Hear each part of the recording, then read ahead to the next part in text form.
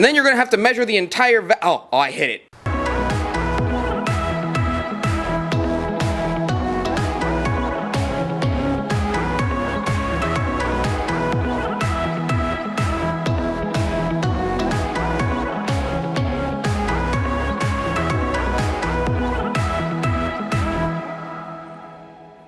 Hello you dirty potters, how are you today? Today I'm going to teach you guys how to make a lidded jar, or actually a lidded piece in general. Now there are three different main types of lidded pieces, or different types of lids in ceramic artwork, but today we're just going to talk about one, and this is one of the more easier, or one of my more favorite lids. This is called a drop-in lid. You get it? Because all you guys just drop it in like you get it. This is most likely the easiest type of lid to make right now for your skill level, simply because you've most likely already gone over how to make a cylinder, because you need to make a cylinder for every other shape most likely, or at least those things aren't too complicated, and then you've most likely already gone over a bowl and a cup. This is just a big old cylinder, so all you have to do is do the thing you already know how to do, but with more clay. But it gets a little bit hard once you get to this part. You're trying to make a drop-in lid, and you're trying to make it fit nice and tight. So today we're going to learn how to make the top portion of this right here. But first, we have to throw ourselves a nice cylinder.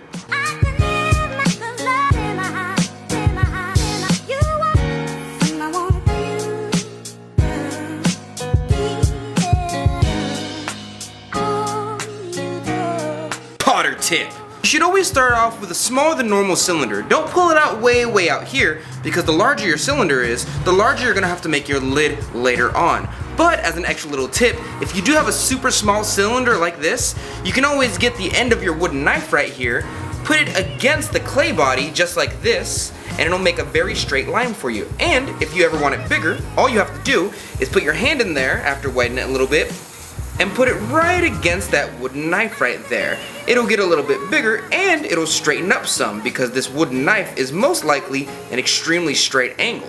Now you have something that's a little bit wider, and it's extra straight, because you use this angle right here to cheat your way into getting a straight angle, you little cheater. And there we go, we are about halfway there for our lid, but don't take this off the wheel just yet. Your job is to now measure this, and there's a couple different tools you can use to measure the inside of this right here. Because we're making a drop-in lid, and we're going to be making a little part that drops in here for stability to make sure it doesn't move around too much, your job is to measure the inside of this. Other lids will measure different parts of the vessel right here, but for this one specific type, the drop-in lid specifically, we're going to be measuring the inside circumference of this round little top right here. Now before you take this off the wheel, it is your job to measure the inside of this, because next you're going to make the lid, and you need to know how big to make that lid.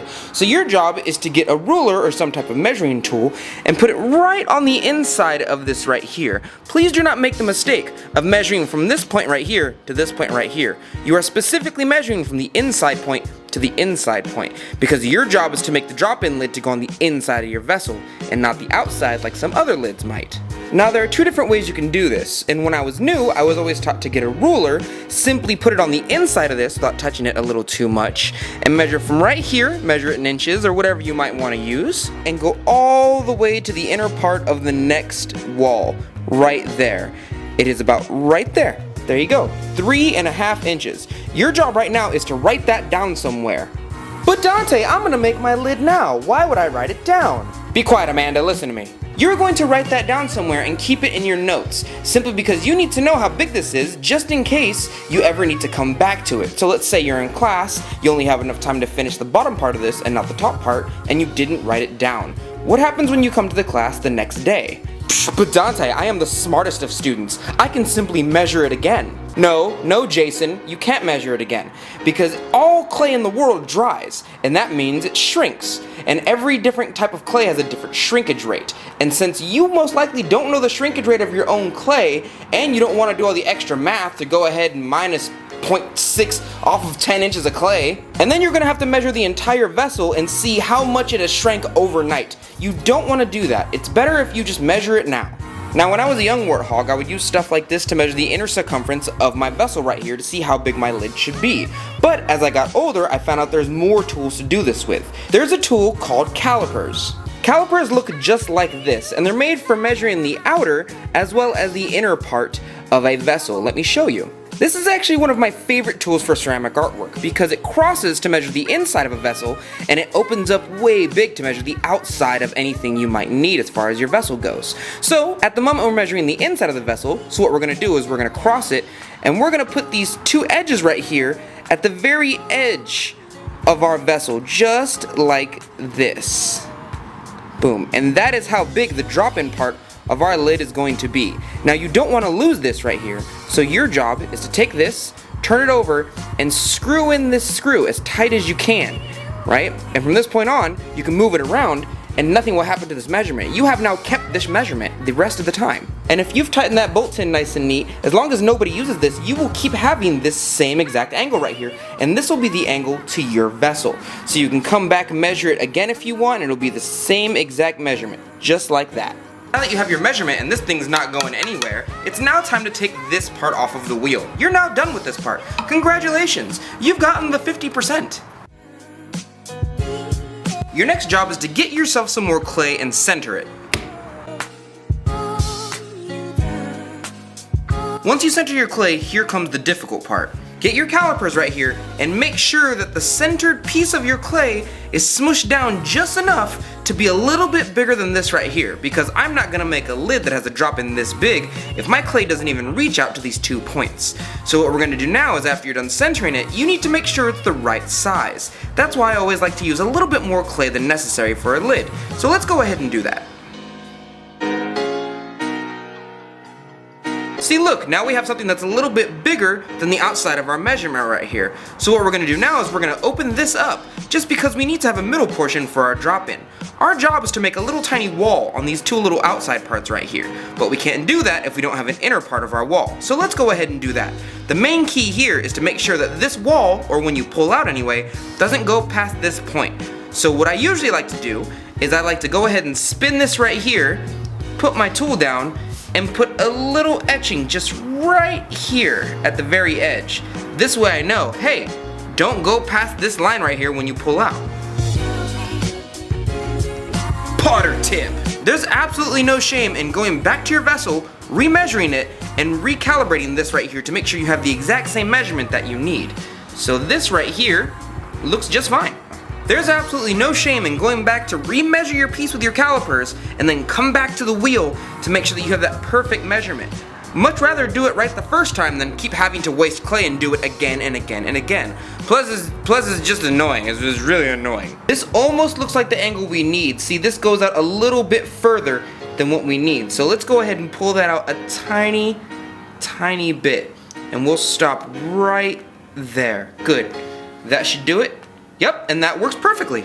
Please remember, you're measuring the outside of this portion right here, not the inside. I know it's a little bit confusing because with the other vessel we measure the inside right here. But please remember that the inside of the other vessel is going to be touching the outside of our lids right here. So don't measure this part here, measure the outer right here. And you can do that by using the same exact angle.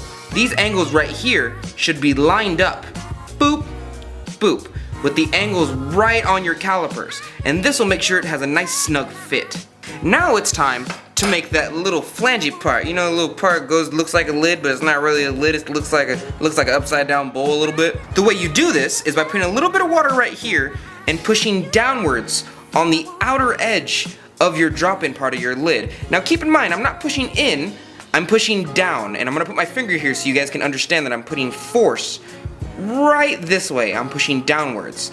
This will force the clay to spread outwards because it's physics. It has nowhere else to go, of course. So your job now is to make this little flange right here.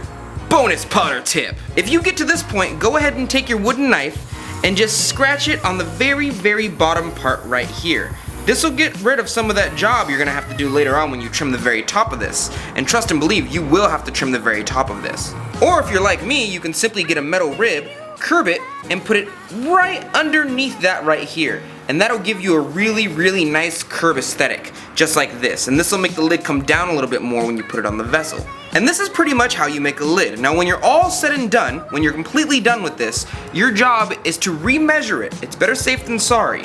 And make sure those two angles right there are all good to go. Potter tip. You can always take something like your wooden knife or your metal rib and make sure that this edge right here is nice and smooth. Most likely, when you're a beginner and you're starting to make lids, you're gonna make sure that this has a little slope, and that's not really something you want. You want a drop-in lid to be extremely straight so it measures the inside of your vessel. So what you can do to prevent that is you can get your metal rib, and just for a little bit of clearance room, you can just go ahead and push it up against this right here.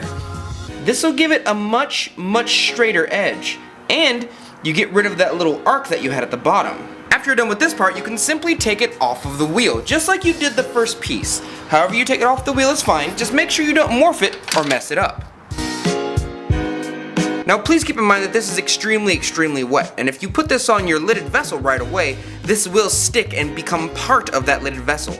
And you still have to trim this bottom part later on. So what you're going to do now is you're going to dry it next to your lidded vessel, but do not, I repeat, do not, you hear me Jason? Don't do it. Put this on your lidded vessel right now. You have to wait for this to dry so it's not tacky and sticky, and then you can put it on after you're done trimming both of the pieces separately.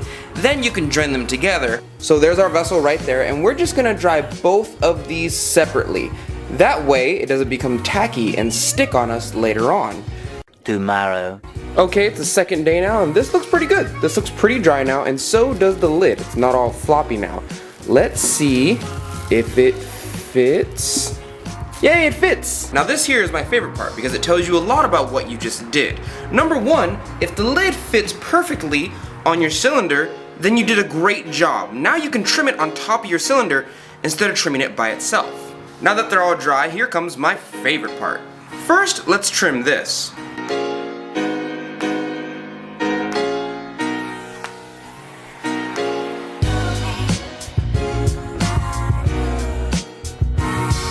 Okay, now that it's all nice and trimmed, it is time to trim your top portion. If you did your lid just right, it'll fit on the top portion of your piece. Then you don't have to trim the lid by itself. Usually people would put it down on the wheel like this and trim it just like this. But if this fits perfectly on your cylinder or whatever you threw, then you can just trim it on top of this without battening this down. You just gotta do this. It's kind of like a little chuck. And see, now that I've battened this down, the lid does not move anywhere. You can just trim it on top of the cylinder itself and it stays perfectly in place as long as it has a nice tight fit. Potter's cheat code. This lid actually fits very nicely, but there's a tiny bit of wiggle room in between these two spaces here. So if you ever throw a lid that's not quite airtight but you really want it airtight, what you can always do is flip it upside down and get a little ball of clay. After that, you score one part of it, slip it a little bit, do the same thing to the other side, and stick it right there. If you did everything correctly, you can flip it over one more time, stick it right on that spot, and it'll become much tighter. See that? It doesn't move now. That's because this little ball took up all the space in which it would be moving. So that's just a little cheat code. Just in case you want something that fits very tightly on your lidded jar, but you don't want to go through the trouble of throwing a whole new lid. You can just put a little dot right there, and that takes up the rest of the fit for the inside of the jar. And there you go, you have just made your first lidded jar. Now you can stick it on your shelf, pretend you're going to put normal things in it, but really it's going to be your new change jar. Now let's do that one more time, but with a larger vessel. Go ahead, take your calipers, and measure the inner portion of your vessel. And there we go, that should do it right there. And remember, you always have this locking mechanism right here, so if you never want to lose this angle, you can simply lock it in, turn it all the way to the right, and you'll have this angle no matter how much you move this item.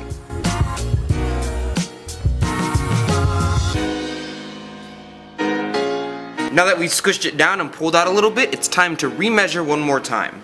Remember, there's no shame in going back and remeasuring if you're not sure. So now what we're gonna do is we're gonna go ahead and make sure this little edge right here, the drop-in part, is really prominent. So we're just gonna isolate this part and push downwards with my outer finger right here. And just to illustrate that, put a little more pressure right here.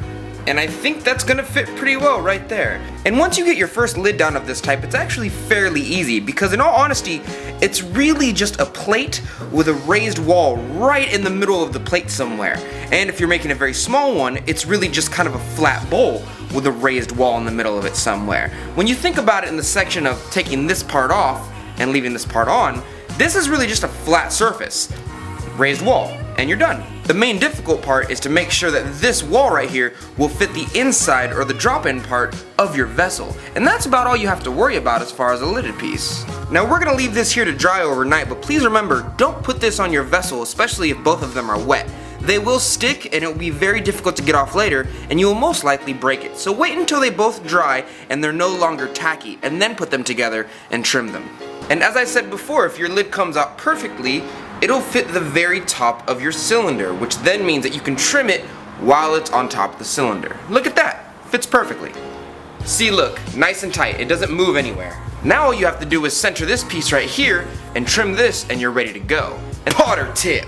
Remember, if your top is too wet and you decide to put it right here and then trim it, you're most likely going to put this downwards. It's going to end up bowing inwards because the clay is still flexible. So make sure your lid is nice and dry before you try and do this technique specifically, because you'll just end up ruining your lid. Well, thank you guys for joining me today. I really hope this helped some of you guys really figure out how to make your very first lidded piece.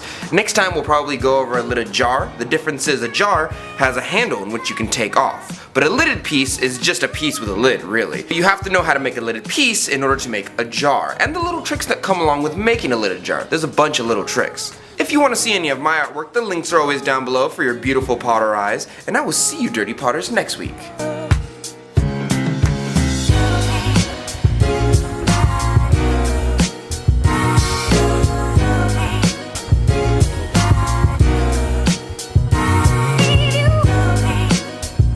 Can you imagine how many teachers are going to be mad at me just for teaching you guys this one little trick right here? This is totally a cheat code. You should not do this, but it totally works in class.